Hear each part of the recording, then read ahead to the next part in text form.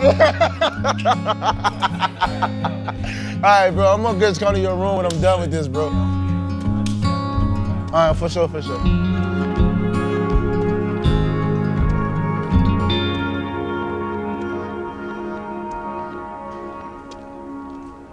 I had very, very humble beginnings. I am the son of a drug dealer, of a high school dropout who was raised by a drug addict. So that's how things started off. Then my dad got killed when I was 2 months. So my mom had already dropped out of school when she had me, because shortly after she got pregnant again. I know it's crazy times, yo. The 1980s was wild. I was in the 7th grade when all the Bloods came to the neighborhood. So naturally, Crips came next. And then I was at that age where, you know, you get recruited. Gentrification happened around 16. So that's when they came through and tore everything down, pushed us out. I went to 5 high schools. When your life ain't stable, you know what I'm saying? Whether or not you get yourself kicked out of school or school kick you out, it don't matter, you know what I'm saying? Your life's still not stable. I was a child and my world was turned upside down. All of this love I got to give, man, it was so covered and so shrouded by all the negativity and just all the stress of being young and being black and being in Atlanta, you know? I had a mentor who worked for the Boys and Girls Club. She knew I had to eat. So she tells me, yo, they're giving out free pizza if you go. I went what ended up being the first round of the Posse Foundation scholarships. Yeah, man, some pizza turned into a full tuition scholarship here at this fine institution. So shout out to Brandeis. My mind isn't infested with gangs and death anymore. These things still exist, but I don't wake up and I don't think I'm gonna die today. That's the best thing about being at Brandeis. Back in February, I noticed that my face was kind of swollen. When I looked up, you know what I'm saying, you could just see my nose at like a plane takeoff angle.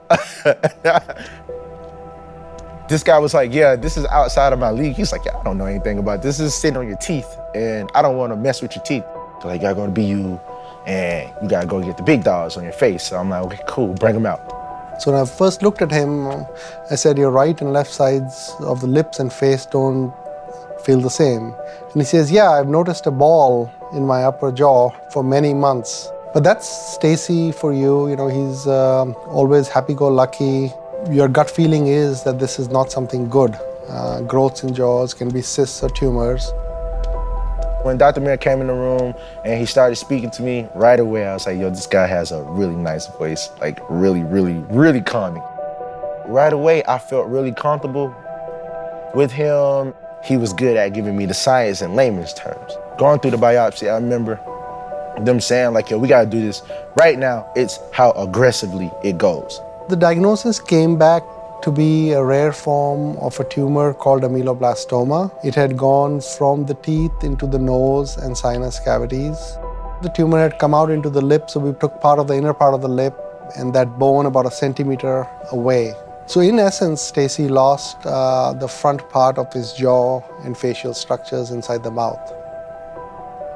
It was a super smooth surgery, and then I found out it was benign, and you know, they took it all out, and I had solid dentures, you know.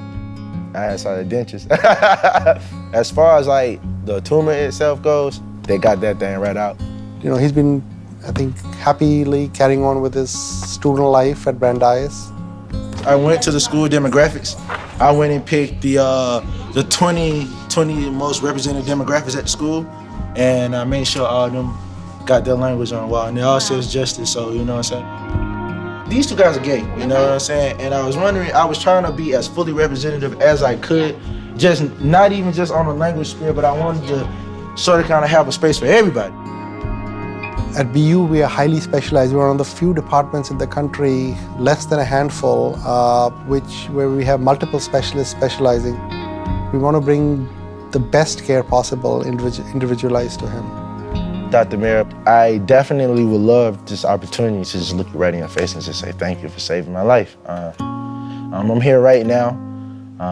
I went to Italy this summer, and you may be like, oh, well, how these things are related. Well, you know, a year ago, I was trying to figure out whether or not I was gonna be healthy enough to do anything. So you came in time, you swooped in. It was the first time I ever left the country. It was an incredible experience. And I thought about you while I was there, Dr. Mira, because when I was in Venice, I was standing over this gorgeous bridge, and I was looking out into the water. And I was just thinking how blessed I was to be there, you know, and just how amazing my journey had been in total for my life and just what you were able to provide for me.